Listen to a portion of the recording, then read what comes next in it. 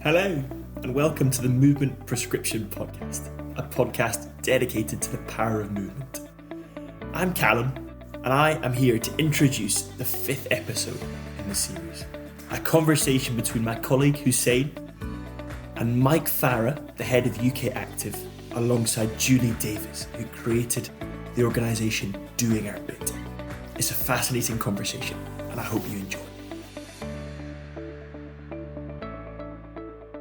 If you've joined us before, you know this is a podcast all about movement, physical activity, and the joys of sport. And what we always want to do is encourage healthcare professionals to feel more confident, more inspired, and more able to undertake movement themselves and encourage their patients to do the same. And I think the guests that we have on today can really help with all of those aspects. I've got Mike Farah from UK Active, and I've got Julie Davies from Doing Our Bit. Hi, guys. Hello, good to be here. Thank you. So, Julie, if I could start with you, can you just let our guests know a little bit about you and sort of your background? So I've been working in the NHS for 20 years up until very recently, mixture of roles in research, and have now moved into the veterinary side of things, so a little bit of a change. But during my time in the NHS towards the beginning of lockdown and post-lockdown, I was working on a fitness platform called Doing Our Bit. So one of the founders of that platform, free fitness for NHS and social care employees. Thank you so much. And Mike, how about you just let the listeners know a bit about you? Sure. So my background is as an NHS chief executive. I ran a number of strategic health authorities, was a chief exec for about 15 years.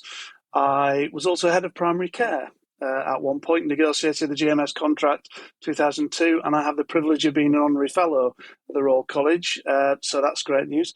I'm now really speaking today in my role as the chair of UK Active, which I've been there for about 12 months. And previously, I was on the Sports England board and Swimming England board. So a lot of background across these two sectors. Thank you so much. Yeah, it's a privilege to have both of you here and to hear your insights. If I start with you, Julie, now focusing on physical activity, movement, whatever you want to call it, what's your journey and what's your relationship with it?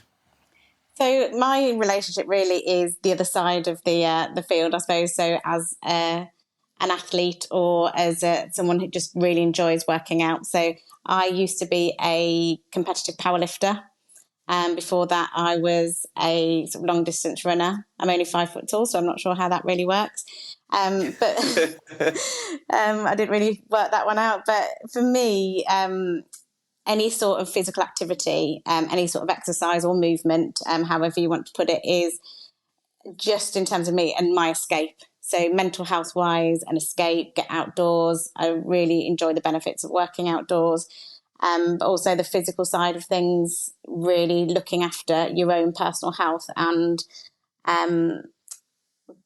getting yourself ready for, I'm at that age where I'm getting myself ready for old age now. I want to be functional. I want to stay fit and healthy while I can. Working in the NHS over the last few years has been quite sedentary. So you just have to make that real effort to get up and get out and about, really. And when did this start? Was this from a very early age, sort of during school, or sort of what was the point at which the spark for you and connecting with physical activity began? I've always loved any sort of sport. We're quite a sporty family. So I think it's just been ingrained into us, really. I did every sport possible at school. Growing up, you end up backing off a little bit and then found sport again at 25, more for sort of social reasons more than anything else. And then that developed into a bit of competition. I enjoyed competing.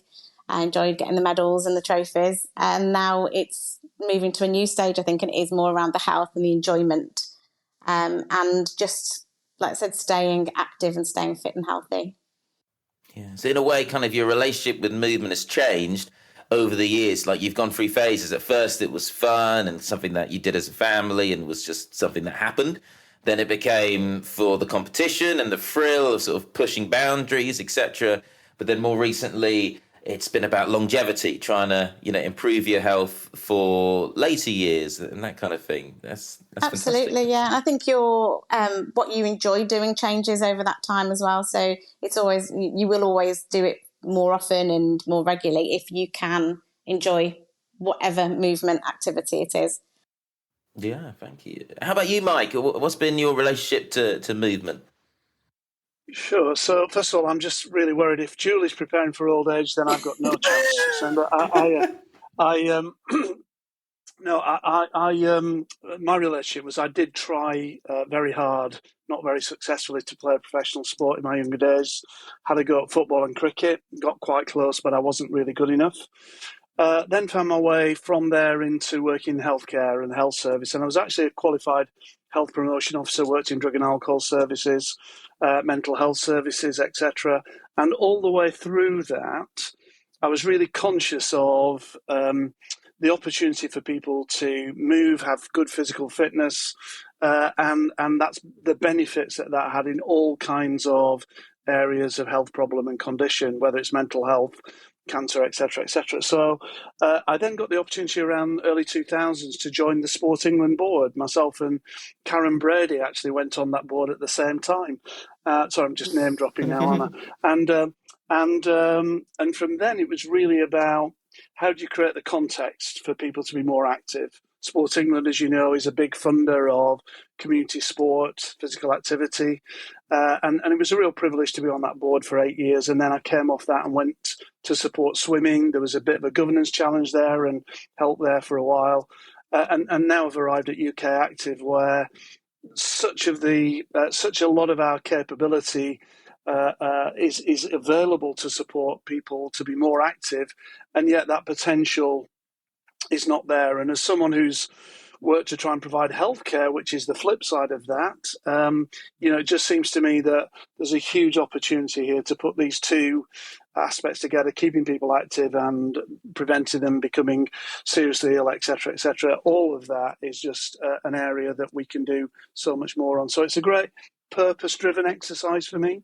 Yeah, no. And if I could follow up on that point, many of our listeners will have just heard about UK Active. They won't know sort of the ins and outs. I know a great deal, but just for our listeners, can you just give a bit of a synopsis? What do UK Active do?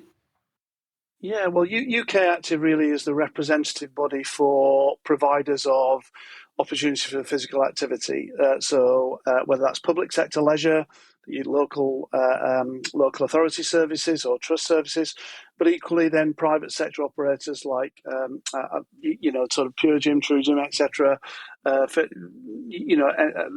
These large providers of opportunity, and we are the representative body, very much in the way that the NHS Confederation, which I used to be the chief exec of, is the representative body for UK healthcare organisations. That makes a lot of sense. Thank you. Now, Julie, both yourself and Mike have loved movement, have loved physical activity from a young age, and both of you have done it to a high level, which I think is really commendable. But many of the patients that we see day in, day out, they have not done that. They haven't done it when they were young. They haven't done it in their 20s or 30s. And now we're having to try to encourage them to start moving because maybe we're managing certain long-term conditions, we're managing certain symptoms. How do we go about connecting them with the joys of movement, which you and Mike have very much done and have done throughout your lives? How do we encourage that when it's been decades of sort of other habits? And I know this is a very difficult question.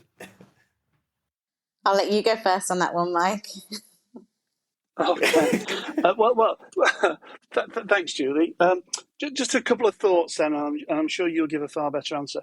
One is, I do think we've got to be realistic about the fact that for a lot of people, they have what I call the last kid in the schoolyard to be picked syndrome. They've got a long sort of history of feeling that being physically active isn't for them, and they don't have a great relationship with it. And so we've got to get across that this is not about being Sebastian Coe or a great athlete. This is about just helping yourself to manage your own health in the way that you would if you had an eyesight problem. You'd try and get spectacles to help you. You can help yourself around this. That's the first thing. The second thing is that for a lot of people, the kind of guidelines that you see, the 3 times 30 and that, it's not possible. And I remember when I was at Swim England, people with a musculoskeletal problem find it hard to do road running, for example, or to sort of like go to the gym, but they can swim with the water support that it gives their bodies. And so, what we've got to try and do here is try and make something that is feasible in touching distance of every individual at that kind of level. Not everybody can do,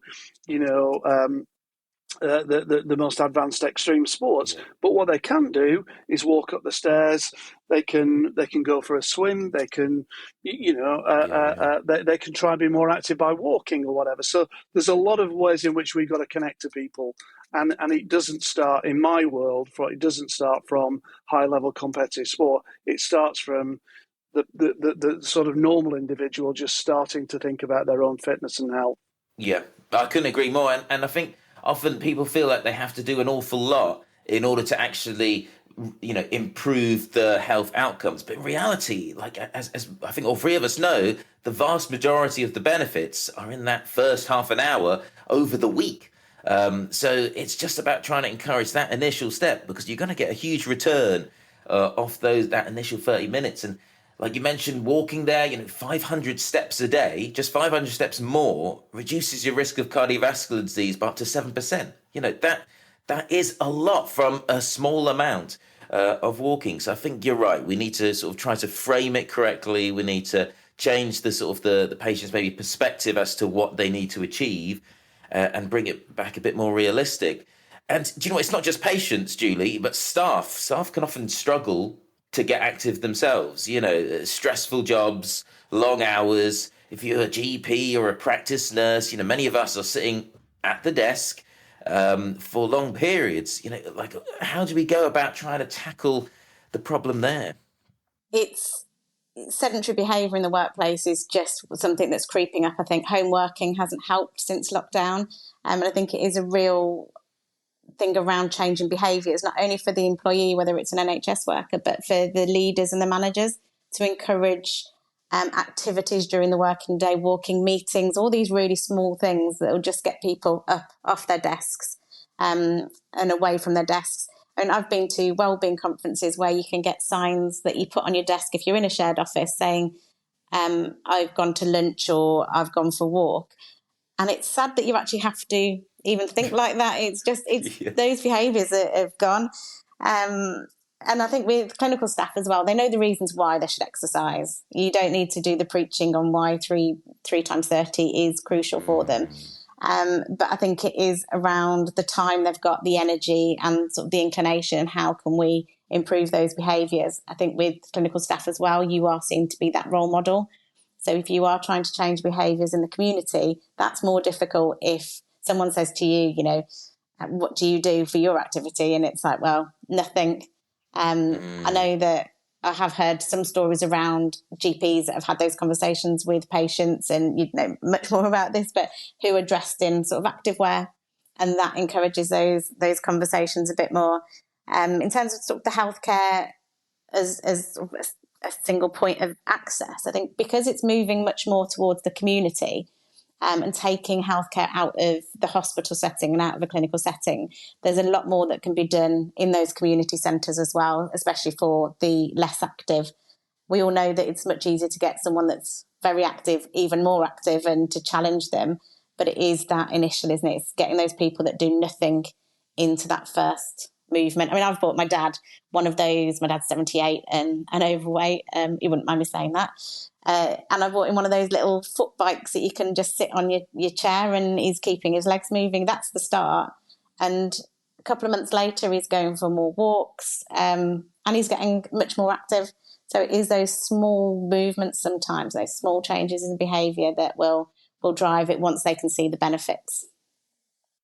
Yeah, no, such a good point.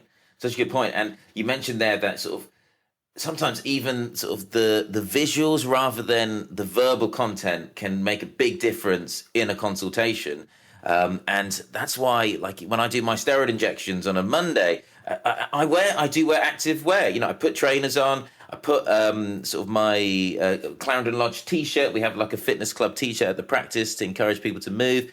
And they always ask, and it's often even better than saying it in my consultation, going, "You should be more active," just because they'll ask, "Oh, why are you dressed like this?" And it just is a nice entry into having those conversations. Same with my, I always leave my bicycle helmet on my desk.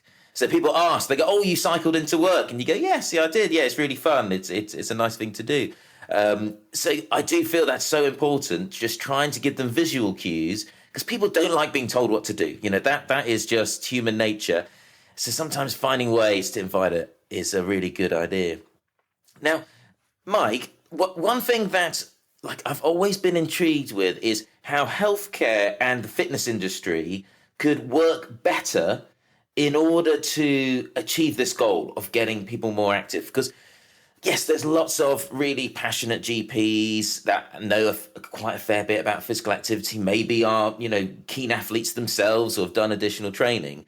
But for the vast majority, movement is probably just as unfamiliar to them as it is to the patient they're trying to encourage. And so I do always feel that there's this wealth of knowledge out there in the community, people that have trained in this and are paid to do this. Yet there doesn't seem to be great communication between the two. What are your thoughts?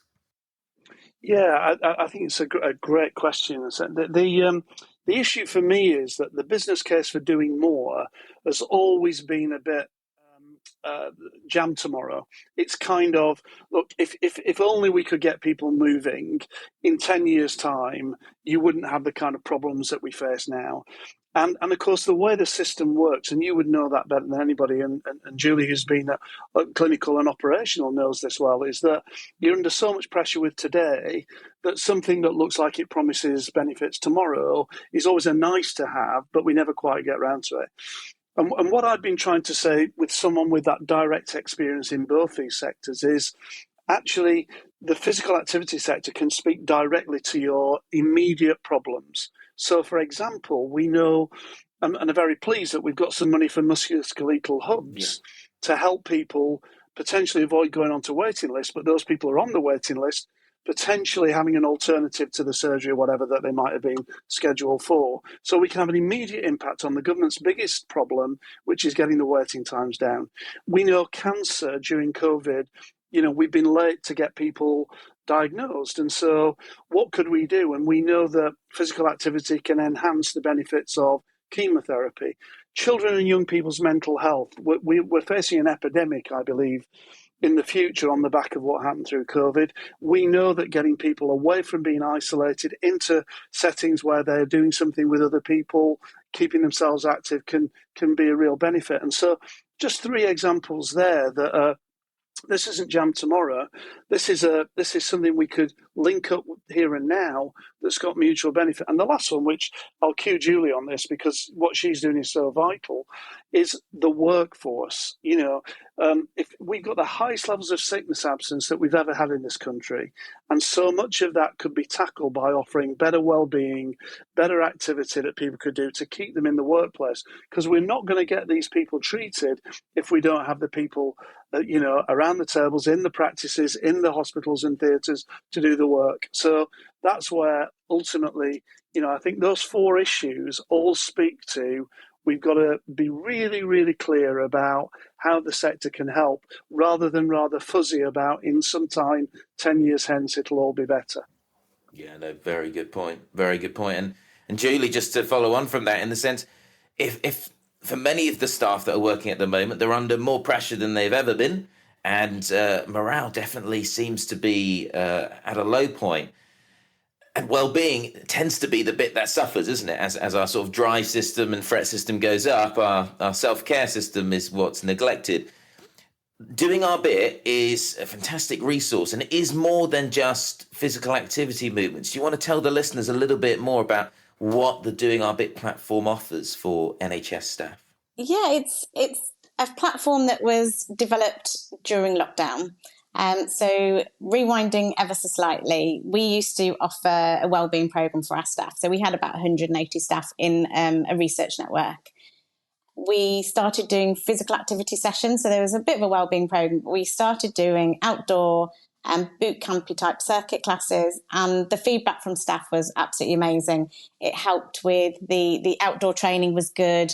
It helped with sort of building relationships with colleagues and just stepping away from the desk at lunchtime. And we gave that dedicated time for them to do that. They didn't have to, take annual leave or anything like that. It was just a 45-minute class at lunchtime, and it worked really well.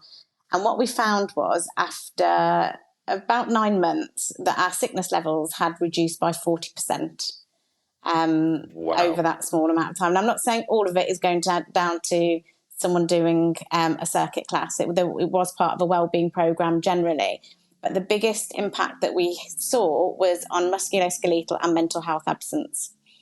And that's on a workforce of 180 to have that reduction. If you times that by the 1.3 million staff that we have in the NHS, and you start looking at the lost days to work and the economic costs, as well as the just staff wellbeing costs in terms of personal, it's huge, and it's something that you can see that it could be such an improver for attendance and mental well-being. I don't like to look at absence as just one measure. It's much more around like the qualitative data that we looked at. We had some comments on some of our workshops just saying they're life-changing and things like that. That to me is better than the fact that someone wasn't off for so long with a bad back. It was like those individuals coming back to us. So that was going really well. COVID hit, and obviously everything just stopped in terms of face-to-face for the NHS staff. Our staff were deployed here, there and everywhere because research sort of ground to a halt a little bit. And it was an opportunity to step back and go, right, what can we do to keep this going? We've set it up and we need to keep this momentum going. So my husband, who's a personal trainer, started doing live sessions from our kitchen. So Doing Our Bit started in my kitchen, which is I'm always quite proud of. No one knew how long lockdown was going to go on for, I don't think. And after about after about sort of 3 months, 2 or 3 months, it was like, right, this isn't really sustainable. He had a day job as well, so he was trying to fit these sessions in around that. So the next plan was, well, I'll get qualified and then I'll run the sessions. I had a conversation with a couple of like leading industry experts. So spoke to Study Active about doing a level 2 and a level 3 PT qualification myself. Study Active and a company called FibreDo, who provide like a platform. And it just became quite obvious really. It's like this could be something bigger than me just doing sessions from my kitchen. So we set up this fitness platform within 6 weeks. So it was up and running in 6 weeks, which is amazing to think about the sort of planning that goes into it. It had around sort of 20 or 30 workouts on there originally, and it was for our 180 staff. By the time those 6 weeks went, we started getting conversations from other trusts going, oh, actually, can we open this in ours? So we are now a couple of years in, but we are in about 140 NHS and social care organisations that have got the Doing Our Bit platform up and running, with a reach of about 750,000 of the NHS workforce. That's a reach, though, so it doesn't mean that all of those are doing it. So the next stage is, how can we encourage the behaviours nationally, and how can the NHS lead the way and say, this is a free opportunity for all our NHS and social care staff, and encourage people to access it. So like you said, it's not just physical activity. There are around 400 workouts going to be uploaded to the new app, which is coming out soon. But it's much more than that. We've got a lot around mental health, financial well-being, mental wellness generally, meditation. There's a lot of educational information on there as well. We're going to be having a fair bit around nutrition. We've got some sessions on menopause, some menopause experts on there, because that was something that was really impacting on our workforce. And just trying to ensure that there's something on there for everybody. So like we said, going back to, it's easy to get the active more active. We have got quite high intensity classes on there. There's some that are in studios with professional lighting and things. But actually, there's some real low impact chair-based exercises from someone's living room. You don't need to be in an all singing, all dancing studio to do it. So I think that's quite nice. And we have got quite niche ones for that as well. So we have some cancer rehab workouts on there. And that came from a lady who sent an email in, and it's one that still sort of clutches on my heartstrings now. And she said, I am stage 3 breast cancer and I want a better body before I die. Which workout should I do? Just very flippant comment from her. And it made us realise why we do what we do, and that actually we've got this unique opportunity to give the NHS and social care workforce what they want. So we need to work with them. So it's not just about the high and low intensity. It's about those very individual sessions that we can put on the platform that actually someone might not think of asking for, but we really are reacting to the workforce and what they need. So one-stop shop really for health and mental wellness, free, and it'll be free forever at the point of use. And we are trying to, at the moment, we're building up to a new app, which will have in-person sessions in as well. So the aim is there to have in-person sessions, if people want them, within sort of 10 to 15 minutes of their home. Oh, wow. That's incredible. That's incredible. And it's fantastic to have that resource available. We just need to now encourage and support staff to access this, isn't it? So that they can get the benefits of all that hard work. Fantastic. Absolutely. I think as well, it's been difficult because this has all been done for free by everybody involved, and it's been done in our spare time. During COVID, there wasn't really any spare time, but we found it. The NHS was super busy, wasn't it? But we sort of made that effort to try and put as much time into it as we can.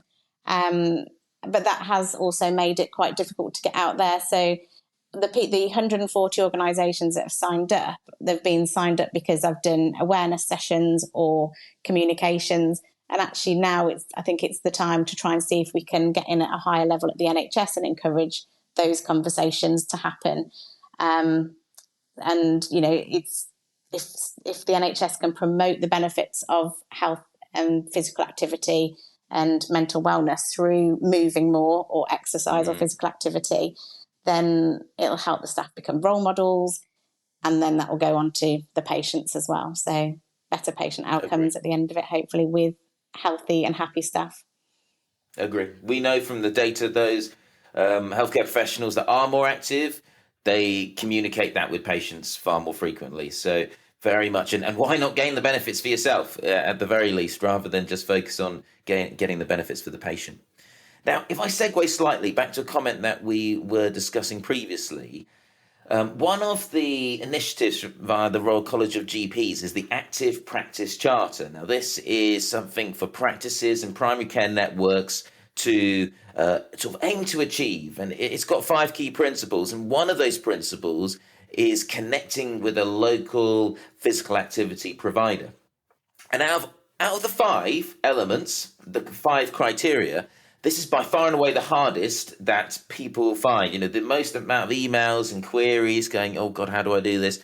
It's not sort of common practice or usual for practices to sort of seek out into these kind of sectors. They don't have much practice in it. They don't know what they're allowed to do, what they're not allowed to do. There's a lot of false assumptions. And Mike, do you have any tips? How can a practice go about engaging a local physical activity provider, whether that be an individual PT or the local gym, etc.? Do you have any tips or ideas as to how they can go about it? Yeah, sure. And the first thing is really to offer the services of UK Active really as a point of contact, because through our members, and we have over 4,000 members, and they range from large public sector leisure trusts, where I'm sitting here in Huddersfield, Kirklees Active Leisure runs a number of facilities, but we also have the large chains of corporate gyms that people will know, and equally we have the small independents, where someone's got 1 or 2 gyms. So we can really connect people through our membership to the locality. We also have the active partnerships again, which are geographically based, as you know. The thing that worries me actually is then about what you've said by way of that question is that if we, I think social prescribing is a brilliant vehicle. It has all the opportunities to really offer an alternative to the treatments that we've gone through in the past and haven't quite hit the spot for a number of people. And if our practices are finding it hard to connect for their own staff charters, if you like, their own practice charters, then how are we getting patients connected as and when the GPs in that practice or the nurse practitioner in that practice want to recommend some form of social prescription? So I think this is a vital thing. And, I would very much encourage through the Royal College, anybody who's having difficulty to use our network straight away. It's so much easier than having to do your own research. Yeah. We could probably give you, within a couple of email exchanges, a whole raft of people in your locality that would be able to support you. So please do use that. There are a number of local authorities that offer that as a matter of, sort of like go onto their sites, but they'll probably give you most of the public sector leisure, and you might miss the independents and the private sector, whereas we can give you that whole suite of people to connect to. That's fantastic. And we'll make sure that we put that link to UK Active in the show notes for this podcast for those of you, because I think that's a brilliant idea. It's something that a lot of practices, struggle with and how to do. But there we go. We've got that sort of in to get some contacts in our community. And often you're going to get far more benefits than just achieving the charter status. Just having those connections in the community, whether that be the leisure centre, etc. As Mike said, it will enable you to be able to have those conversations with the patient better, because if you know what's on offer, if you know what it involves, then you're going to be more confident when speaking to patients. The patients can see through when you don't really know about what it is that you're trying to advise. So you've got to make sure you do. And I should have said, actually, one of the other things that we offer, because we have quite a big research capability, is that we can shortcut, if you're looking for that evidence base, we're a really good place to connect to, because we've done a lot of the synopsis of meta-analysis of studies. We have Professor Greg White, who's probably one of the country's leading experts on our board. And so I know for a lot of GPs and practitioners, they do look quite hard at what is that evidence base around benefits, and we can really help them with that as well. No, that's actually really important, because a lot of the time people want to start initiatives, but they get sort of asked, what's the evidence? How do you know this is going to be beneficial if we put a bit of money in behind this? So yes, that's brilliant. We'll definitely, I'm sure many of our members will take you up on that offer, because that's, again, another common question that they ask, and there is plenty of benefit out there. But it is important that we do evidence it, isn't it? Just like anything else, you can't expect to have a free ride and assume that these things are going to help, but there's plenty. Julie, now, if we are speaking to someone and they're listening and they're going, do you know what? That sounds brilliant, but I've got no time. Okay, that is the most common thing that I get asked. And the most common thing that patients say is that, Doc, I don't have any time to do these things. I'm sure it's going to help, etc., etc. Any ideas? And don't worry if you have no ideas, because this is a difficult question for sure. But what would you say to that? Let's say a staff member comes to you, go, oh yeah, I know you're doing all these great things, Julie, but I've got no time. How's that going to happen? So I think part of it is around trying to build some sort of activity into your daily life, and whether that's with the family post work, dog walking, paddleboarding with the children, whatever that may look like. But just that, if you can build something into your family time or with your partner, I think there is something around making it fun. Will you make more time for something? Will you find that time in the day if you really do enjoy it? Because I know a lot of people say, oh, you should get up half an hour earlier. Everybody, I think, what's that famous saying? Everybody's got the same amount of minutes in the day. I haven't got those minutes at 6 o'clock in the morning, and I'm not going to be a morning person for exercise. So it's working with. And you're not going to enjoy this new exercise routine that you're doing if it's when you're knackered. Very true. Very true. I think you touched on a good point, that you need to start enjoying the activity, and you need to try to integrate it into social times. It doesn't have to be separate. It's not like you have family time and social time and you have activity time. I think that's what's happened, isn't it? Over the last 100 years, with all the inventions we've had, we've engineered all the movement out of our lives. So now we have to dedicate time just for movement. When before, going to work often involved walking or cycling or etc. Going to the shops meant that you had to carry bags for, good periods of time. Mowing the lawn rather than a robot mower, and all these things that we've managed to make all our activity in just a specific time, and we just need to find ways of engineering it back in, isn't it? And that can be so helpful. And one thing I would say, because I've had a very different story to you guys. I've come through my sort of school and 20s, didn't do any physical activity. From sort of my sort of cultural background, it just wasn't really something that was encouraged. It was all about academia and striving to get, do the best for yourself in your career, etc. Whenever I wanted to join a sports club, my parents would just go, "Why? That's just going to be time where you're not going to be revising." And I remember when I was first advised to get more active, I was in sort of my mid to late 20s. I just told them, I haven't got any time. Do you know what I mean? I'm working, easy 10 to 12 hours a day. I'm getting home, I'm knackered. The last thing I want to do is think about, doing any form of activity. But my wife, she dragged me outside. She dragged me and just made me do some movement. And for the first few weeks, I didn't enjoy it. But then I started to get a little bit better, and I started to enjoy the fact that I was getting a little bit better.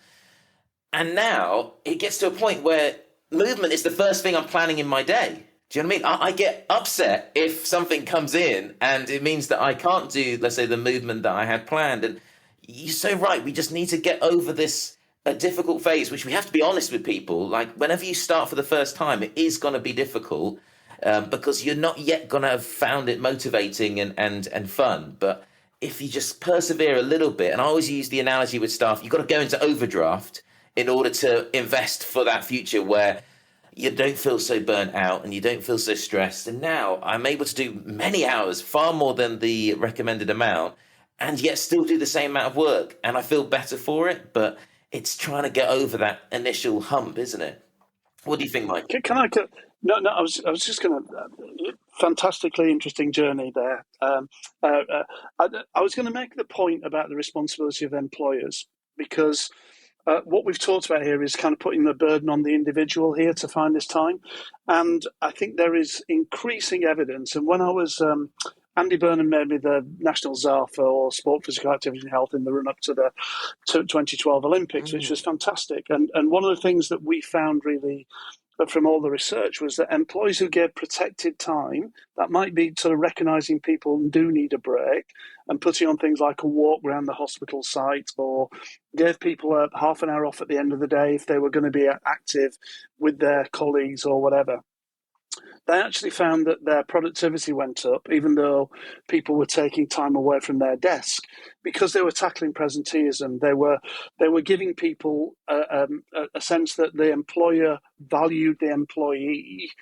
And of course, we're now in a world where it's incredibly competitive for workforce. And so, again, what we found was that those NHS trusts that were really committing to this, they were getting more, might have been doctors wanting to go work and apply for jobs in that trust. They were getting a reputation as an employer.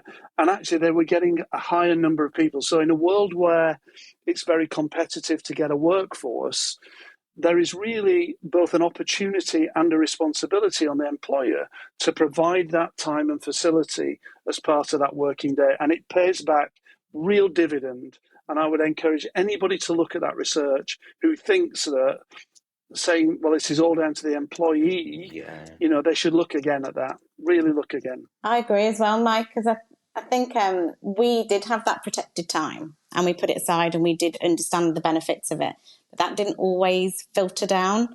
So I sort of had some off-the-record conversations with people and saying, why aren't you accessing what we're offering? You don't have to. It's not compulsory, but it's there and the protected time is there. And they said, oh, I know we can, but my manager would say, oh, I can't do it because I'm too busy. So then the employee would go, well, if I go and do this circuit class, or if I go and walk around the block at lunchtime, people will think I haven't got enough work to do and they'll think I'm lazy. Yeah. And I think those behaviours really spread quite quickly. And again, language is you were saying, is it movement, is it exercise? But language is very important as well as an employer. So we had people saying, oh, Jules, you do well-being, you do all that pink and fluffy stuff. And it was like, no, it is so important. But I think there is a lot of people that haven't yet bought into it. I think the NHS is still a little bit behind some organisations.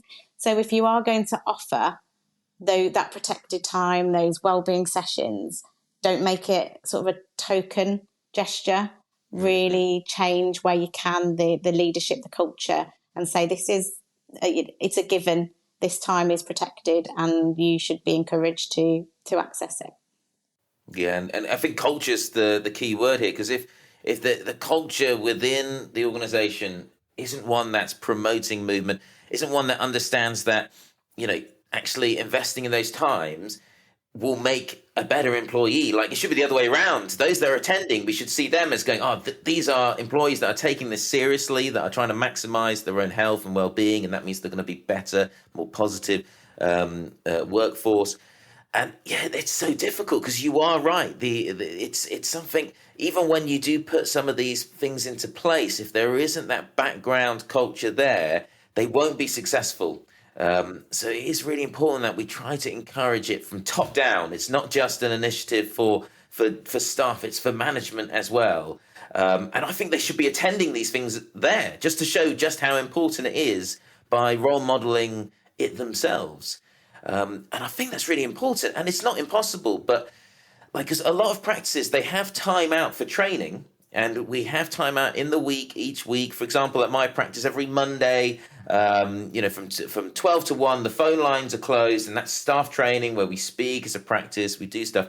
Why not just once a month, just use that as a walk, or even half of it as a walk? Do a half an hour walk and then have a shortened meeting. Half the time we're just generally having a chin wag. So it's about utilizing that time and making it normal rather than pink and fluffy. That we are being, active and trying to get those bits.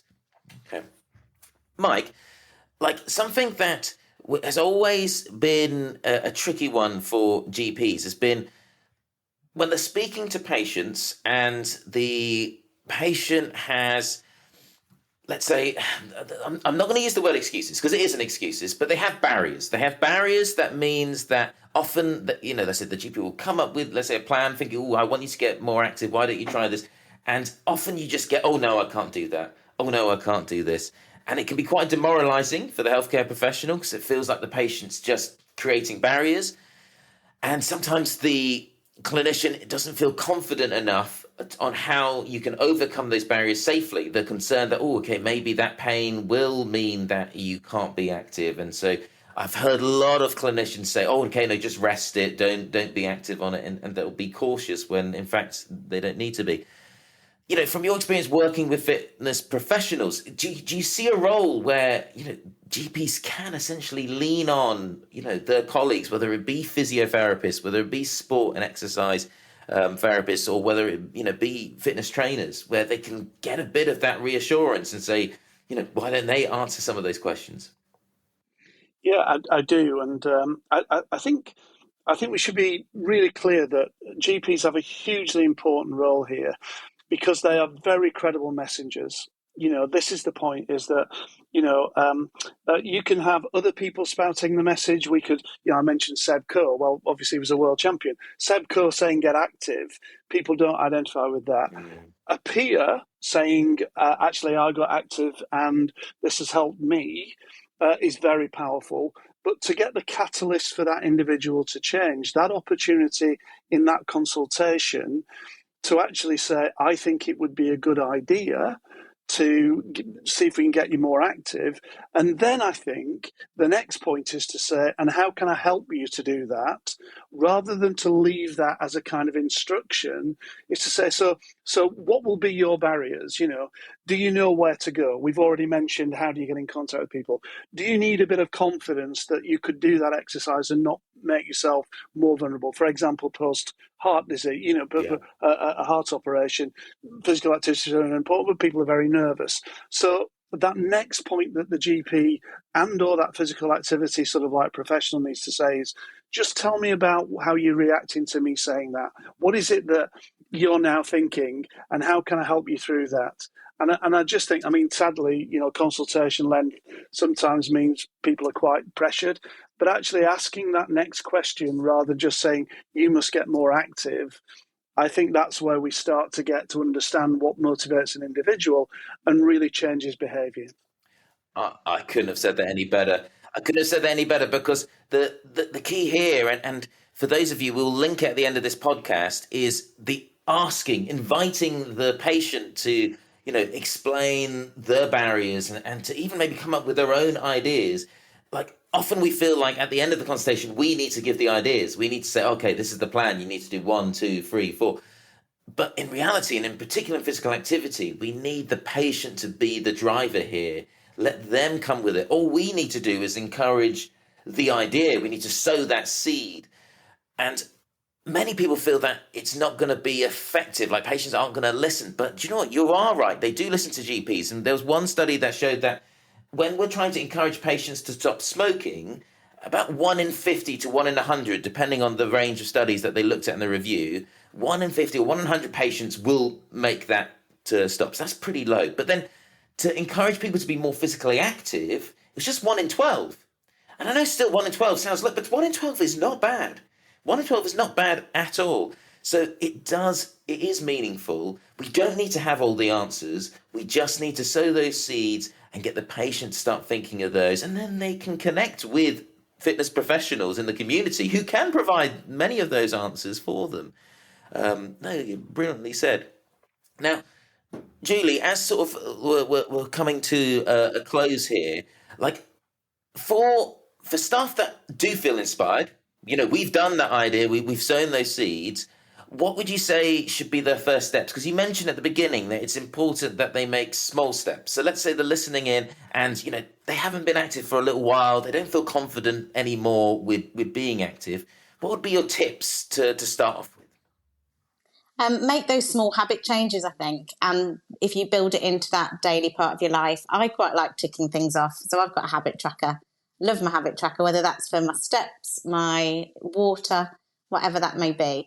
And I think when you were talking then about excuses and barriers, I think sometimes they're an excuse and sometimes they're a reason. And having a little bit of self-reflection yourself and going, do you know what, I just didn't train or I didn't move because I was being lazy. And if you can if you can identify with that, I think that will make you a little bit more inclined to move. But I really like Mike's point there around, we tell people all the time what to do. Even as employers, we say, we're putting this wellbeing thing on, we're putting these activities on. But if we listen to people a bit more, maybe as employers, understand those barriers and understand those reasons and excuses, if that's what they are, and say, I love that. How can I help you? What can we do to help you become more active? I think that's a great step in the right direction. Fantastic. And Mike, I'm looking for a closing comment from yourself. And this time around in particular, those that are listening, that maybe they are clinical directors in the PCN or the practice partners, they've got those leadership roles, one that you've had many leadership roles over your time. How do they go about, tackling this problem and improving the culture? So therefore if they do want to bring in something like this, if they do want to encourage more movement with staff, what tips would you give to approach that? Yeah, I mean, the big thing there is that I think these are difficult jobs, and I think you can go at some of the toughest things, or you can sort of pick up where there are some really easy opportunities. And I think one of the easiest opportunities that you can find really at the moment to improve the health and tackle waiting lists and cancer outcomes and things like that is just to look at that evidence around physical activity and just see how easy it is really to now to sort of access support for that and actually make a difference quickly. and not think about this as being, this is a sort of like prevention 20-year benefit. Just try and connect this agenda to the things that are worrying you immediately. And if it is waiting lists, I didn't give the figure before, but some of the work on musculoskeletal hubs is showing 16 to 20% of people coming off waiting lists as a result of exercise that's actually helping them manage pain or get more mobility, and so they're scoring lower again on Oxford hip and knee scores. And it's just have a look at that. Just take a little bit of time, have a look at that, and think about how you could do that. And of course, your point that you've made all the way through this podcast has been about role modelling and leadership, and think yourself about what you could do. And I'll just make one last point here. In 2012, we had a big conference at the Emirates Stadium, Arsenal Stadium, and we had Kelly Holmes and we had Steve Parry, both Olympic medalists. The video that one of the chief execs, who was a smallish overweight, slightly balding chief exec of a NHS trust, had done about saying, "This is me." It was a bit Blair Witch because it was a handheld thing. And he was like first thing in the morning going out for a walk. And all he said was, "If I'm asking other people to get fit, I should try it myself." And then it cut out and it cut him back, and he'd come back covered in sweat, just saying, "Well, at least I've given it a go." And that video that we showed on that day had more requests than Kelly's double medal winning, And so what those leaders can do is think about the business case for what I've talked about, but also role model it. Brilliantly said. And I think hopefully that will resonate with many that, have this idea and are just worried about pushing forward that step. It's evidence-based like any other intervention. Think of it like anything else that we've implemented within our network, and go from there. And I think that some of that data from the MSK hubs, that is fantastic, because for many patients, that's actually what they want. They're worried about surgery. Surgery is a bit of a roll of the dice. Yes, there's a good chance of a potential outcome, but we all know that that's not guaranteed, and no surgeon would ever even say that it is. So for many patients to be given even just the opportunity to see if it can improve and pop off the waiting list, then that's brilliant. And even so, even those that haven't improved enough to come off the waiting list, I'm pretty sure every surgeon would rather have a joint which is better supported muscularly for the rehab and to reduce complications. So that's brilliant. And my final question for both of you, and jump in whoever wants to go first, is, do you think that, actually, wait, let me start. So compared to 1960, we're 20% less active, is what the sort of statistic came up. So compared to 1960, we're 20% less active. If we go to 2050, 2060, do you think that that's going to decline, stay the same, or go up? What are your thoughts? It's a tough one, isn't it? So I did my master's just before COVID in public health, and my dissertation was around activity levels in school children, and the difference between the activity in primary school and secondary school, where it just literally drops off. I think some of the reason, if you're thinking that far ahead, you're looking at a lot of them at the children now. So we have got these online influence. We've got people that their activity would be 8 hours a day of sitting in front of a computer gaming. We all get our screen time reminder come up on our screens each week, and it's like, have I really spent that much time on my phone? So I think there's a lot of behaviour change at that level, at a school, with school interventions. I think the reasons were around sort of social media and things like that. And for girls, it was a lot more around, they didn't want to get sweaty at school. So it's what can we do at that level to make a change? Otherwise it will decline. And then, like I said, I think there was a lot around employers. So I'm not really answering the question. I think we can make a difference if employers get on board and something changes within the school activity levels. But otherwise I can only see it declining, especially with people will see the cost of living as a barrier now. So there's so much that's put in front of people as these barriers that something drastic will the only big thing that changes it. Yeah, and before I give you my answer, I think Julie's exactly right to mention cost of living. One thing we can do is make this more affordable. This country charges a high rate of VAT on physical activity that you pay for yourself. It doesn't need to. Most of Europe doesn't. So that's just one really key point that we're lobbying hard to get changed. So I'm going to be an optimist. I'm going to say I think we will actually see that this is mission critical. I think people are becoming more conscious of health in different ways. Even if it's driven by vanity, I don't care if it means that you're active and you're really sort of pushing forward. And my last point is that I think people will not want to be shouted at by their digital twins. So I actually think that we can look forward, but there's a lot, as Julie says, that we need to do to make that a reality.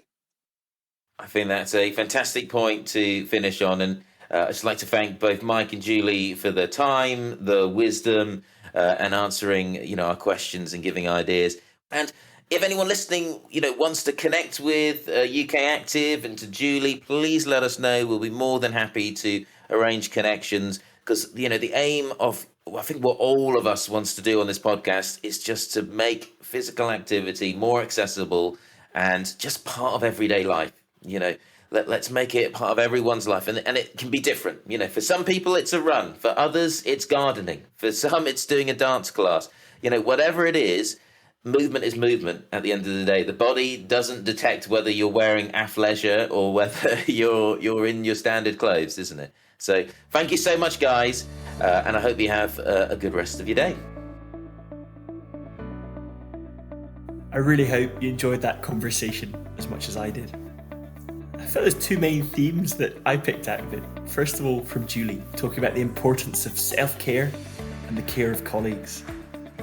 Her website and app offer both an opportunity and an amazing template for change.